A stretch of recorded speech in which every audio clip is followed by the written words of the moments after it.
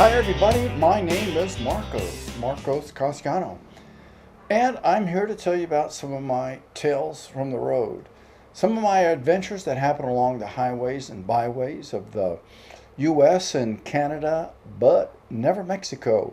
Okay, this tale takes place actually when I first moved to Nashville. I moved to Nashville in March of 1976 with a guy named Curtis Lee Conroy. We stumbled into Nashville in a big white van. I think it was like March the 24th. But shortly after that, I remember we stayed in a hotel on Dickerson Road, a real nice part of town. And we actually, a couple days later, we rented a really nice trailer. Imagine that, moving to the South and renting a trailer. But anyways, there we were. And one day, Kurt liked newspapers, which I didn't care much for newspapers. I don't know why. But Kurt says, Marcos, this Saturday there's a guy named David Allan Coe. He's playing at the fairgrounds. I go, yeah? What does he do? He goes, oh, he wrote this song called Will You Lie With Me and Fill the Stone, that Tina Tucker hit. And I was familiar with the song, So I'm thinking, will you lie with me to fill the stone? I guess this is going to be one mellow fellow, one just laid back show. I can just see now singing, will you lay with me and fill the grass? And I said, well, okay, yeah, I'll go with you. 18 years old, got nothing else to do. Let's go to the fairgrounds and see David Allan Coe.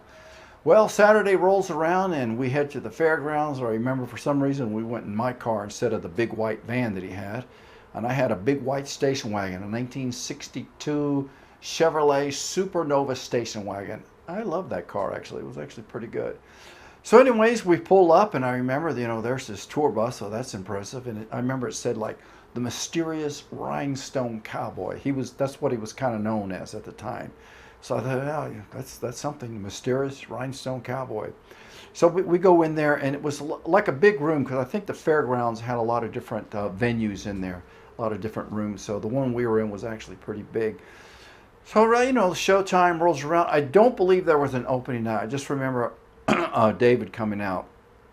And it was like from the beginning to the end, it was just like a big show-stomping show like I'd never seen or heard before. I mean, it was just high energy music. No matter what you want to call it, it was high energy. It was really a combination of like country rock, mostly that. There wasn't really what I would call traditional country, which was okay by me. So anyways, the show's going on and it keeps building up. And I said, wow, man, this guy's, it's like really good. He would put, in my opinion, like a lot of rock bands to shame, because he was just, just intense, and it was actually, I remember it was actually a really good show, and actually I remember the name of his band was the Tennessee Hat Band, and he introduced all the players in the band. And if I'm not mistaken, most of the players, if not all, actually lived in Nashville. I just remember he would say such and such from East Nashville, Tennessee, and I'm like,